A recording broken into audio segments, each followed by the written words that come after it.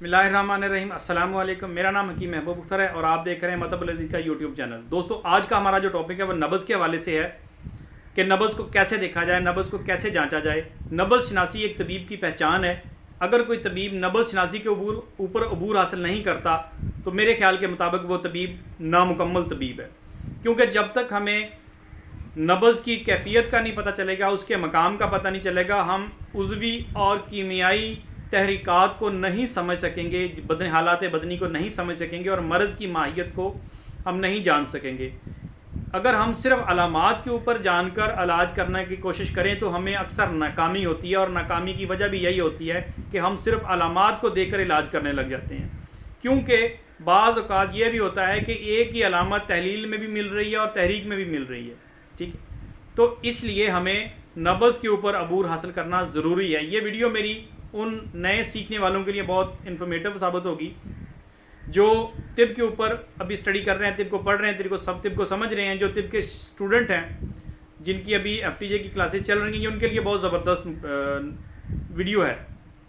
तो सबसे पहले हम वीडियो में नब्ज़ को देखने का तरीका समझेंगे, फिर हम नब्ज़ के जो उसकी कैफियत हैं उनको समझेंगे, उसके मकाम को समझेंगे। सबसे पहले हम नब्ज़ के बारे में जानते हैं कि नब्ज़ देखी कैसे जाए। नब्ज़ देखने के लिए जो ज़रूरी शराइत हैं वो मरीज़ का तेज़ चलकर सीढ़ियाँ चढ़कर आना ये ना हो, मरीज़ को बहुत ज़्यादा जरियान खून ना हो रहा हो, मरीज़ शदीद रोज़े की हालत में ना हो, और मरीज़ ने कोई बहुत तेज़ असर दवा या ग़िज़ा ना खाई हो ताकि उसकी नब्ज़ तब्दील हो रही हो। अब नब्ज़ देखने के लिए जो हमारी सबसे बेहतरीन सिफारिशात हैं वो हाथों की पोजीशन है। एक नब्बाज़ जो है उसे अपने हाथों की, अपनी उंगलियों को कुछ इस तरह से करना होता है कि जैसे हम अगर उसको किसी टेबल पे उंगलियों को रगड़ें तो उंगली के जो पोर हैं ये बिल्कुल बराबर होनी चाहिए, फिर हम नब्ज़ को देख सकते हैं। तो उसके बाद अगर मैं अपनी नब्ज़ आपको देखकर दिखाऊं तो मरीज़ का हाथ यूं करके, तो ये जो हमारी उंगलियां हैं इनको इस तरह से देखना है। और नब्ज़ देखने से पहले ये जो कलाई की नीचे रिंग बन रहा होता है ये वाला, इसके नीचे कम से कम 1 से 1.5 उंगल या 2 उंगली तक का जो सफ़र है ना, ये ऐसे अगर मैं रखूं तो ये जगह जो है ना, ये एरिया छोड़ना पड़ता है। ये रिंग जो है ना बन रहा, आपको नज़र आ रहा होगा, इसको छोड़ना पड़ता है। इसको छोड़कर यहाँ से नब्ज़ देखी जाती है। बाज़ लोगों का ये कुछ एरिया लंबा होता है तो उनके लिए 1.5 उंगली या 2 उंगली तक का फासला इसमें रखा जाता है। तो नब्ज़ देखने के लिए अंगूठे की जो साइड है इसमें से इस तरह से हाथ रख के नब्ज़ देखी जाती है। अगर मैं अपनी नब्ज़ देखूँ तो मैं इस तरह देखूँगा, और इसमें कुछ ऐसे करके हाथों को, उंगलियों को सीधा करके रखा जाता है। और रिंग के बाद रखने के बाद मैं यहाँ पे इसको रखूँगा हाथों को, और यहाँ मैं हाथ पे रखूँगा। रखने के बाद अगर मुझे उतना वज़न डालूँ जितना मेरे हाथों का नॉर्मल वज़न है, उंगलियों का वज़न है, उसको डालने के बाद मुझे आराम से नब्ज़ मिल जाती है, तो ये उज़लाती नब्ज़ है। अगर मैं इसको थोड़ा सा दबाऊँ हाथ को तो मुझे फिर नब्ज़ मिले, मतलब उंगलियों को मैं यूँ दबाऊँ जैसे मुट्ठी बंद करते हैं, इसको तरह थोड़ा सा दबाऊँ तो वो नब्ज़ हमें मिले, तो ये गुद्दी नब्ज़ कहलाती है। अब अगर मुझे यहाँ पर भी नब्ज़ नहीं मिली, मुझे हाथ को मज़ीद दबाना पड़ेगा, बिल्कुल जिस तरह हम मुट्ठी को बंद करते हैं इसी तरह उंगलियों को अंदर की तरफ इस कलाई के नीचे जाना पड़ेगा दबाव के साथ। अगर मुझे यहाँ पर जाकर नब्ज़ मिलती है तो ये नब्ज़ असाबी कहलाती है। यहाँ तक हमें नब्ज़ के मकाम की समझ आ गई होगी आपको कि पहली नब्ज़ ऊपर मिले तो वो उज़लाती है, अगर थोड़ा सा दबाव ज़्यादा करने पे मिले तो वो गुद्दी है, अगर बिल्कुल नीचे इस कलाई की हड्डी के नीचे ऐसे नीचे जाने से बाद मिले नब्ज़ तो वो असाबी नब्ज़ कहलाती है। अब हम इनकी जो आगे दो इक़साम है, मुरक्कब इक़साम है, उनको समझेंगे कि अगर हमें ऊपर नब्ज़ मिले और ये सिर्फ 2 उंगलियों तक चौड़ी हो, 1 से 2 उंगली तक चौड़ी हो रिंग के बाद, तो ये उज़लाती असाबी नब्ज़ है, क्योंकि ऊपर वाली नब्ज़ उज़लाती है। तो अगर हम इसको थोड़ा सा प्रेस करने, हल्का सा प्रेस करें, जितना हाथ का वज़न है वो डालें और नब्ज़ आसानी से मिल जाए तो ये नब्ज़ उज़लाती है। अब 2 उंगलियों तक मिले तो वो उज़लाती असाबी तहरीक की नब्ज़ कहलाएगी, सिर्फ 2 उंगलियों तक। और अगर 3 उंगलियों को क्रॉस करे या 4 तक, या 4 से भी क्रॉस करे तो ये उज़लाती गुद्दी नब्ज़ कहलाती है। ठीक है जी, ये हो गई उज़लाती नब्ज़ की पहचान। अब आते हैं गुद्दी नब्ज़, जो कि हमें दरमियान में, यानी कि थोड़ा सा हाथ को प्रेस करने के बाद मिली थी। ये नब्ज़ अगर लंबी मिले, मतलब 3 से 4 उंगली को क्रॉस कर रही होगी, तो ये 4 उंगलियों वाली नब्ज़ जो है ये 4 उंगलियों को क्रॉस कर रही होगी, ये गुद्दी उजलाती नब्ज़ कहलाएगी। ठीक है जी, गुद्दी उजलाती नब्ज़ 4 उंगलियों तक होगी या 4 उंगलियों को भी क्रॉस कर रही होगी, ये लंबाई में होगी, ऐसे इस तरह, ये इस तरह लंबी होगी नब्ज़। तो ये 4 उंगलियों तक मिलने वाली नब्ज़ गुद्दी उजलाती होगी। अच्छा, अगर ये दरमियान में पाई जाने वाली नब्ज़ सिर्फ 2 उंगलियों तक महसूस हो या 2 उंगलियों के करीब हो तो ये गुद्दी असाबी नब्ज़ होगी। अगर दरमियान में मतलब प्रेस करने के बाद, उंगलियां दबाने के बाद नब्ज़ मिल रही है हमें और वो सिर्फ 2 उंगलियों तक है तो ये गुद्दी असाबी नब्ज़ की अलामत है, गुद्दी असाबी नब्ज़ होगी। अब आते हैं असाबी नब्ज़ की तरफ। अगर हमें ऊपर भी नब्ज़ नहीं मिली, दरमियान में भी नब्ज़ नहीं मिली और सबसे नीचे जाने के बाद कलाई की हड्डी के पास नब्ज़ मिली है तो ये नब्ज़ असाबी होगी। और ये असाबी नब्ज़ की भी 2 अक़साम है, असाबी उजलाती और असाबी गुद्दी। अगर ये 1 उंगली तक या 2 उंगली तक मिले और नीचे मिले, बल्कि 2 उंगली से भी कम मिले, 1 उंगली तक मिले तो ये असाबी गुद्दी नब्ज़ होगी। ठीक है जी। और अगर ये 1 उंगली से भी कम मिले, आधे पोर पे मिले और बहुत गौर व खौज करने के बाद, बहुत तहकीक करने के बाद, गौर से देखने के बाद ये नब्ज़ महसूस हो तो ये नब्ज़ असाबी उजलाती नब्ज़ होगी। बहुत नाजुक और बहुत आहिस्तगी से चलने वाली नब्ज़ असाबी उजलाती होती है और गहराई के अंदर होती है। अच्छा, अब होता क्या है, जो चीज़ समझने वाली है, साथ ही आसानी से साथ नब्ज़ को तो समझ लेंगे, लेकिन बाज़ औक़ात ये होता है कि ये नब्ज़ ऊपर भी हो रही है और दरमियान में भी हो रही है। उसकी वजह ये है कि जब गुद्दी उजलाती तहरीक के अंदर मरीज़ उजलाती असाबी ग़िज़ाएँ खाने लगता है तो जो ग़िज़ाएँ वो ले रहा है उसका भी थोड़ा सा शाइबा नब्ज़ के ऊपर आने लगता है। तो उससे ये होता है कि नब्ज़ आपको उजलाती असाबी मिलेगी, गुद्दी उजलाती मिलेगी, दरमियान में मिलेगी, चौड़ी मिलेगी, लेकिन आप देखेंगे कि थोड़ा सा स्ट्रोक उसका ऊपर की तरफ आ रहा है, ठोकर ऊपर को आ रही है और वो बाहर तक ज़ाहिर हो रही है। ये इस बात की अलामत है कि मरीज़ उजलाती ग़िज़ाएँ साथ ले रहा है गुद्दी ग़िज़ाओं के साथ, या गुद्दी नब्ज़ गुद्दी तहरीक होने के बावजूद वो उजलाती असाबी ग़िज़ाएँ ले रहा है। जैसा कि जनरली तौर पर हमारे साथ ऐसा होता है कि मरीज़ यही काम करते हैं, ऐसी ही ग़िज़ाएँ लेते हैं। तो उससे क्या होता है कि नब्ज़ डबल माइंडेड होती है। अमूमी तौर पर अगर आपको नब्ज़ ऊपर मिलेगी तो वो दरमियान में नहीं मिलेगी, नीचे नहीं मिलेगी, सिर्फ ऊपर ही मिलेगी। दरमियान में होगी तो ऊपर नहीं होगी, नीचे नहीं होगी, दरमियान में होगी। अगर वो सबसे नीचे होगी तो वो ऊपर नहीं होगी, दरमियान में नहीं होगी, सबसे नीचे होगी। लेकिन जब गैर हकीकी सिलसिला चल निकले, मतलब एक तहरीक में होते हुए उसके अपोजिट तहरीक की ग़िज़ाएँ मरीज़ खाना शुरू कर दे, जैसा कि हमारे यहाँ अक्सर होता है, ब्लड प्रेशर के मरीज़ आलू और जो है ना आलू से बनी हुई ग़िज़ाएँ खाने लगते हैं, चिकन खाने लगते हैं, चावल ज़्यादा खाने लगते हैं और निमको और दही से बनी हुई ग़िज़ाएँ, दही वगैरह खाने लगते हैं, उजलाती ग़िज़ाएँ खाने लगते हैं, जैसे कि दाल चना हो गई, आलू गोभी हो गए, आलू बैंगन हो गए, आलू मटर हो गए और या फ़िश हो गई। इस तरह की ग़िज़ाएँ कसरत से लेने लगते हैं तो ये स्ट्रोक ऊपर आने लगता है नब्ज़ का।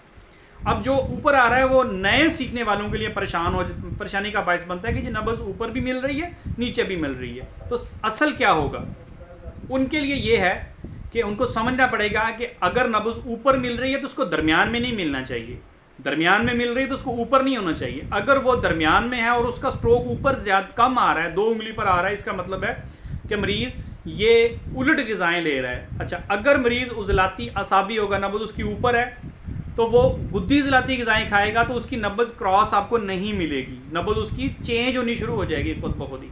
लेकिन अगर मरीज़ उलट आएगा, 4 नंबर में होने के बावजूद 2 नंबर की ग़िज़ाएँ खाएगा तो मरीज़ वापस आने लगेगा, उसमें उसकी नब्ज़ आपको ख़राब मिलने लगेगी। जैसे कि मैंने ज़ुबान के टॉपिक में भी समझाया था कि उसकी ज़ुबान के ऊपर कट आने लगते हैं, ज़ुबान चौड़ी होगी, लंबी होगी।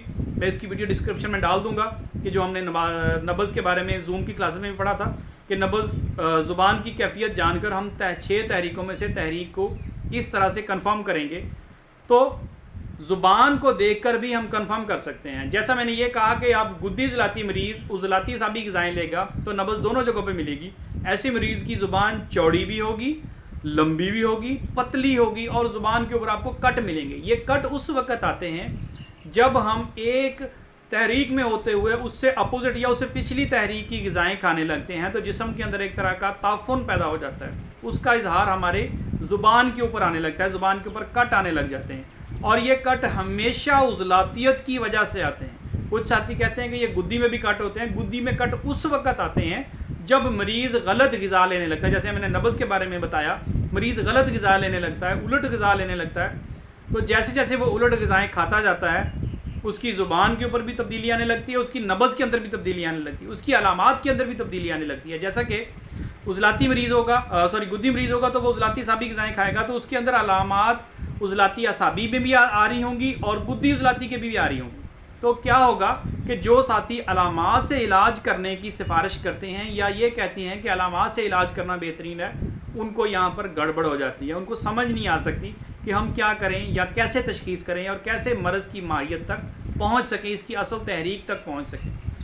इलाज में हमें आगे जाना है, हमने गुद्दी असाबी तहरीक की अदविया व अग़ज़िया इस्तेमाल करवानी है, ना कि पिछली अदविया। ये यहाँ पर उन लोगों के लिए भी सवाल बनता है जो लोग कहते हैं कि 4 का इलाज आप 1 से करें, 1 का इलाज 4 से करें, अपोजिट करेंगे तो फ़ायदा होगा, 5 का इलाज 2 से करेंगे या 4 का इलाज 2 से करेंगे। तो ये उनके लिए भी है कि यहाँ पर जब आप उलट ग़िज़ा देने लगते हैं, अपोजिट देने लगते हैं, वक्ती तौर पर तो फ़ायदा होता है, लेकिन उसको अगर हम लंबे अरसे तक देने लगें तो ये नब्ज़ के अंदर फ़र्क आने लगता है, ज़ुबान की शक्ल के अंदर, उसकी स्ट्रक्चर के अंदर फ़र्क आने लगता है, कट बन जाते हैं, दंदाने बन जाते हैं।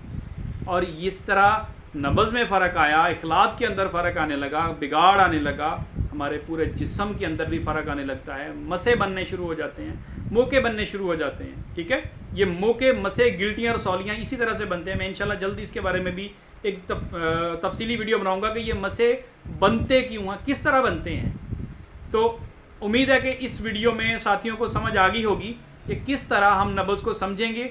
नब्ज़ को अगर आप अलामात तक ना भी पहुंच सकें तो कम से कम तहरीक को कंफर्म करने के लिए, तहरीक को समझने के लिए, तहरीक को जानने के लिए नब्ज़ का समझना बहुत ज़रूरी है।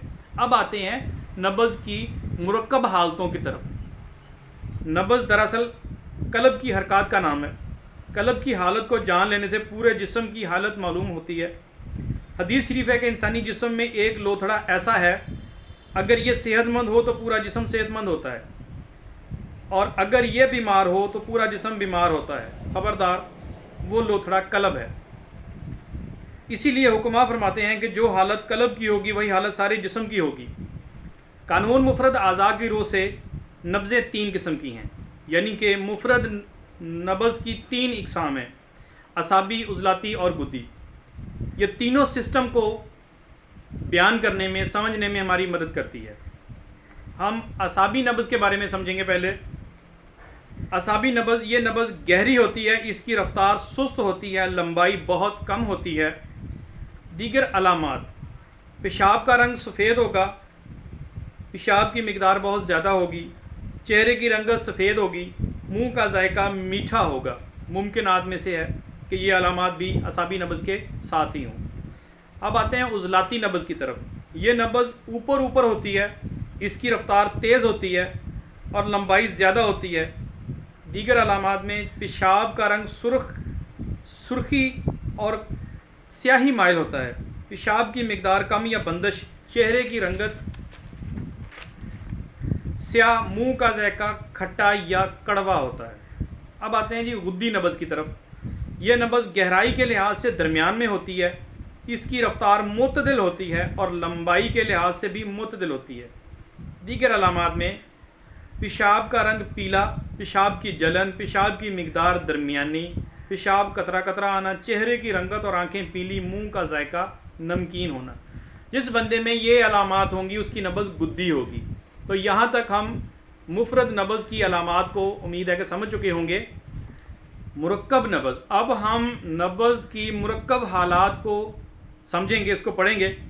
तहरीकात की 6 अक़साम के मुवाफ़िक़ असाबी, उज़लाती और गुद्दी नब्ज़ में से हर एक की 2 किस्में हैं। गोया 6 तहरीकात के लिए 6 ही नब्ज़ें हैं। इनमें से हर एक की तफसील कुछ इस तरह से है। असाबी नब्ज़, असाबी नब्ज़ में क्योंकि 2 नब्ज़ें आती हैं, असाबी गुद्दी और असाबी उज़लाती। हम पहली को पढ़ेंगे, इसको समझेंगे, मतलब असाबी गुद्दी नब्ज़ को। ये नब्ज़ बहुत गहरी होती है। ये नब्ज़ 2 उंगलियों के दरमियान, 2 उंगलियों के नीचे बोलती है। इसकी चौड़ाई ज़्यादा होती है, रफ्तार नहायत सुस्त होती है और बड़ी मुश्किल से तलाश की जा सकती है। बाज़ औक़ात नब्ज़ वाली शरियान में बल होते हैं और ये ढीली रस्सी की तरह इधर उधर हरकत करती रहती है। नंबर 2, ये असाबी नब्ज़ की दूसरी किस्म है, असाबी उज़लाती नब्ज़। ये नब्ज़ उज़लात के साथ ताल्लुक़ की वजह से पहली नब्ज़ की निस्बत कम गहरी होती है। ये नब्ज़ 1 उंगली तक लंबी होती है। पहली नब्ज़ की निस्बत चौड़ाई में कम होती है। इसकी रफ्तार भी सुस्त होती है। नंबर 2, उज़लाती नब्ज़। उज़लात इसमें भी 2 किस्में हैं, उज़लाती असाबी और उज़लाती गुद्दी। उज़लाती असाबी नब्ज़ में अगर हम इसको समझें तो ये नब्ज़ गहरी नहीं होती, बल्कि हाथ रखते ही ऊपर ऊपर महसूस होने लगती है। इससे 3 उंगली तक लंबी होती है। इसकी चौड़ाई कम होती है मगर रफ्तार काफ़ी तेज़ होती है। नंबर 2, उज़लाती गुद्दी नब्ज़। ये नब्ज़ नहायत ऊपर होती है। इसकी लंबाई 4 से 6 उंगल तक होती है। इसकी चौड़ाई तमाम नब्ज़ों से कम होती है, यानी ये नब्ज़ बारीक तरीन होती है। इसकी रफ्तार तमाम नब्ज़ों से तेज़ हुआ करती है। गुद्दी नब्ज़, गुद्दी उज़लाती नब्ज़ और गुद्दी असाबी नब्ज़, इसकी भी 2 अक़साम हैं। अब हम गुद्दी उज़लाती नब्ज़ को समझते हैं। ये नब्ज़ गहराई के लिहाज से मोतदिल यानी दरमियान में हुआ करती है। इसकी लंबाई 4 उंगल से 6 उंगल तक होती है। इसकी चौड़ाई और रफ्तार दोनों मोतदिल होती हैं। गुद्दी असाबी नब्ज़, ये नब्ज़ हर लिहाज से मोतदिल हुआ करती है, यानी गहराई भी दरमियानी, लंबाई भी दरमियानी, 2 से 3 उंगल तक, चौड़ाई भी दरमियानी और रफ्तार भी दरमियानी हुआ करती है। यही वजह है कि ये एक मोतदिल मिजाज और सेहतमंद आदमी की नब्ज़ गुद्दी असाबी नब्ज़ हुआ करती है। इस नब्ज़ वाले मरीज़ को शाज़ो नाज़र ही कोई बीमारी होती है, क्योंकि ये तंदुरुस्ती की नब्ज़ है, इसलिए इसमें कोई ख़ास बीमारी मरीज़ को नहीं होती। उम्मीद करता हूँ कि ये वीडियो आपको पसंद आई होगी और आप लोगों के लिए बहुत ज़्यादा इन्फॉर्मेटिव साबित होगी। मिलते हैं किसी अगली वीडियो में, तब तक के लिए अल्लाह हाफ़िज़।